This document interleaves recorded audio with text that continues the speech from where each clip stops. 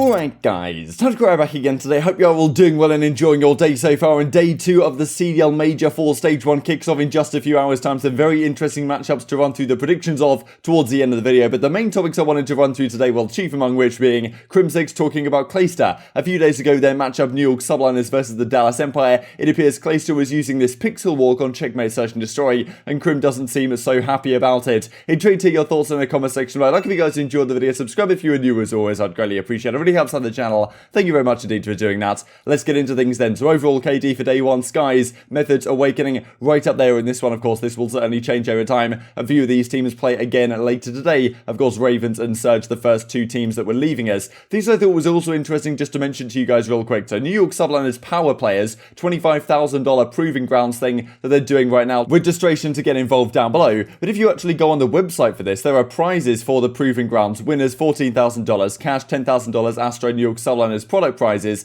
Then we see the third one, invitation, flight and hotel to CDL champs, pending CDL finals schedule. So interesting, right? Of course, we don't know 100% yet if the CDL finals, the World Championship, is going to be on LAN with a crowd, but this is implying, look, we've got hotel, we've got flights, we've got invitations. I imagine this is the one for later this year. I suppose if it's not on LAN, it doesn't happen, then it's going to be for next year, but still, it's interesting to me that they're offering hotel, flights and invitations to the World Championship this year, meaning like it's on LAN with crowds, all that type of good stuff. So hopefully that is indeed the case. It says it's pending. It seems at the very least the plans are in place to make that happen this year, and hopefully maybe it can even happen for another couple of the majors. Speaking of the New York Subliners then, Hydra tweeted this out just a few minutes ago, flying all the way to the States. So he's out to the States in the coming days, and later today they play up against OpTic Chicago. If they lose, and then we'll see however New York Subliners do in the losers bracket, but if they don't make quite the run that maybe we would have thought they would have done based on seeing their performances against the Ravens and the Rokkr and Dallas Empire for a time during the Super Week,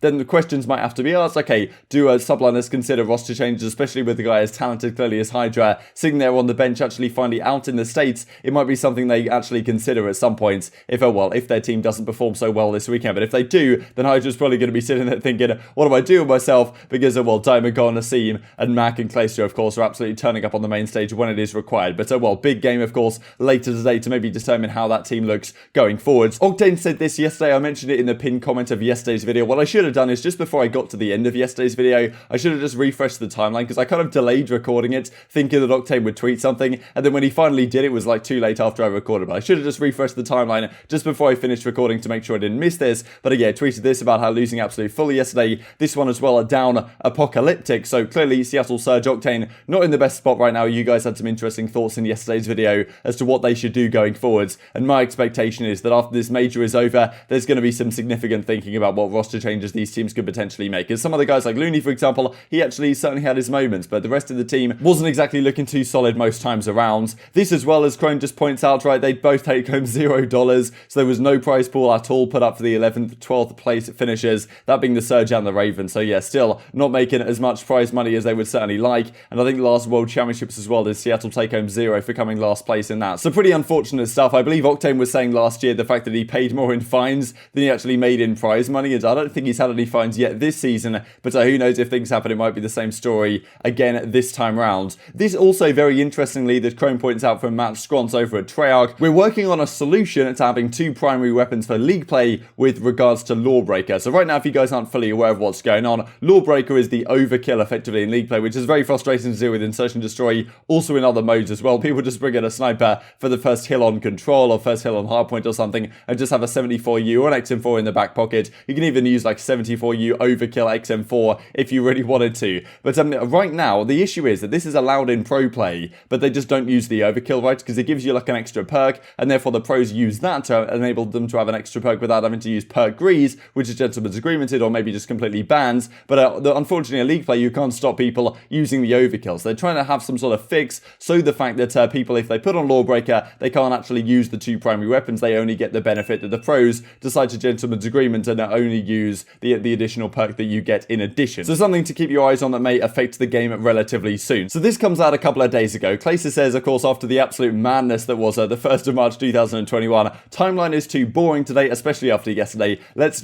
talk some trash, get back to it. But as Jay Resi says, heard you used G8 spots on Checkmate. Oh yeah, okay, which spots? So Jay Resi says right here, and he points out this clip, the Crimsix said, seemingly on stream after their matchup up against the New York Subliners. subliners, right? So this was the crazy reverse sweep. This was the series that Dallas pretty much had to win, because otherwise they would have lost the tiebreaker, of course, to the Rokkr, and they would have been tied most likely for the 3rd, 4th spot, and therefore Dallas would have actually been starting this weekend losers. Winning this series, creating that crazy reverse sweep that they did, and then beating Los Angeles Thieves actually means that Dallas got the number 1 seed, whereas it very much could have been them having the number 4 seed, which would have been pretty incredible. They have to pull off a crazy reverse sweep here. They lose the first 2 maps, the second map of which was checkmate, search and destroy. Pretty much came down to the wire, but Clayster was using this like pixel walk spot that we'll look at right here in a second. So this was a clip from way back in January at the launch weekend, or the kickoff classic it was called, when Neptune was using this pixel walk you can see on the outside of the plane. So on this little ledge right here, for some reason it's not exactly banned yet, or not exactly fixed yet, I'm not really sure why, but you can see on this little ledge right here,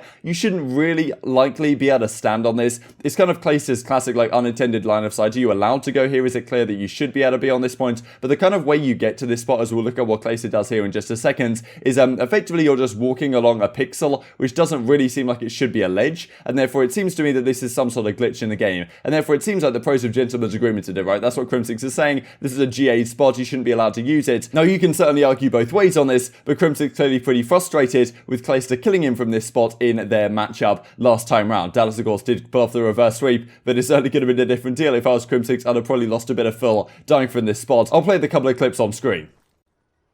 Very big spread here from Empire. Players in the plane now. Huke and Shotzzy, that dynamic duo. With a 74U. Yeah. Okay. A little different. He's just his way up. What? Maybe hey, Crim, I've already killed you twice. How about 3 times? We'll see your cankles later. Crim is going to fall. Clay is just rocking Crim in this matchup right now. I can't believe Clay used... Wait, can we talk about Clay used a GA spot against me today?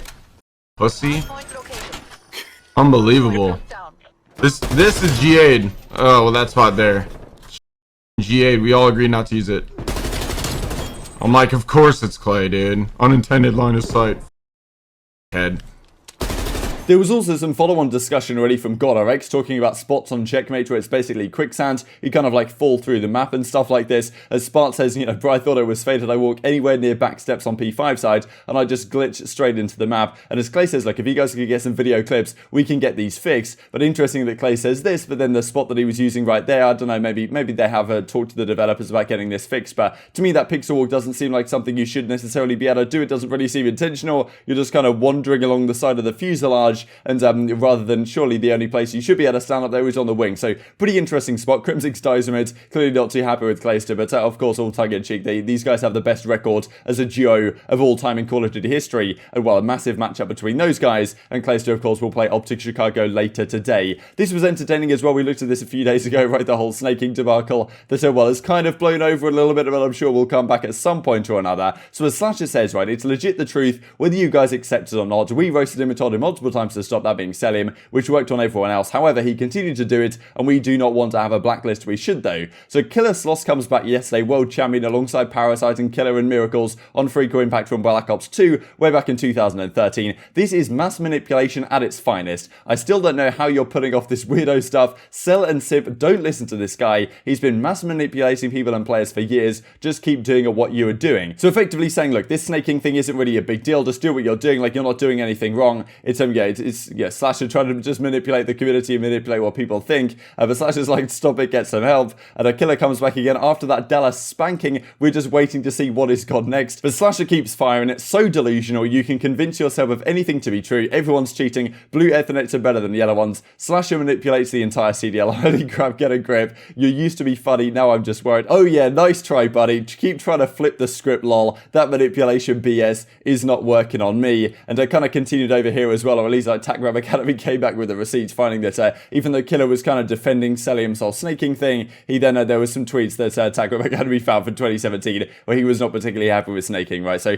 bit of an interesting back and forth. But just before we finish off the video, let us talk about the matchups for today. So there's 4 games today, the first time we've had it so far this season. LA Thieves Gorillas, OpTic Subliners, then, well, those are the 2 winners bracket matchups. The winner of the Los Angeles Derby will play up against Atlanta FaZe. The winner of OpTic Subliners will play against Dallas Empire in tomorrow's games. Thieves, and then the loser of Legion Mutineers and Rokkr Ultra both just bow out of the tournament. So every day, I think from now on, or at least for the next couple of days, there's 2 winners matches at the top, and then there's 2 losers matches down the bottom where 2 teams will get eliminated. Of course, this is going to go on pretty late. This final match is going to finish at least scheduled at 2 a.m. my time, which maybe means what I will do about this is I might just, after the first 3 series, I might just record the video then and upload it as soon as the final one finishes, and then I'll just cover Rokkr Ultra in tomorrow morning's video. But we'll have plenty to talk about, I'm sure, already. So that might be what I do, so at least I get some semblance of sleep tonight. But well, certainly some interesting games here. I think that Thieves probably favourites, but honestly, LAG have a very decent chance in this series. Like, clearly their Search and Destroy has been very solid, and they've proven to be able to take some respawns. So I think the Thieves are favourites. I'm definitely going to predict them still. But if this goes game 5, LAG, certainly I can see it happening. But yeah, again, LA Thieves, TJ's been looking so good in Search. I can certainly see them winning here. Probably going to give it to them in a 3-1. OpTic Subliners, this could be so interesting. I mean, if Subliners play to their potential, this series has the potential to be an absolute banger. But I think that OpTic will find a way through it. I'm going to take them maybe in a 3-1. Yeah, given how Subliners they kind of fell apart against the Dallas Empire, let's just say that. And I'm not sure they're going to have the momentum they need to quite take down OpTic here. Then Legion Mutineers in the loser side. Mutineers obviously looked much better yesterday. Skies actually had a great series for once. But last time these 2 teams played, Legion beat them 3-0. Legion should have beat Atlanta FaZe the other day. Mutineers still look somewhat discoordinated, so I think I'm going to take Legion, but it's going to be closer, maybe 3-1, 3-2. And then Rokkr Toronto Ultra. I just can't see how Ultra are going to put something together here. They've looked so shaky as of late, and Rokkr I think are going to bounce back and are probably going to be a pretty scary team here in the losers bracket. So going to take Rokkr to win this one, probably in a 3-1 fashion. You guys know I love a good 3-1 fashion, but intrigued to hear your thoughts in the comment section below. I hope you guys enjoyed the video. If you did enjoy it, I'd greatly appreciate a like on the video. It really helps out the YouTube algorithm know you enjoyed this content. Other people like you may enjoy this content as well, and I've grown the competitive Call of Duty community. Thank you for watching as always, take care, and I will see you next time.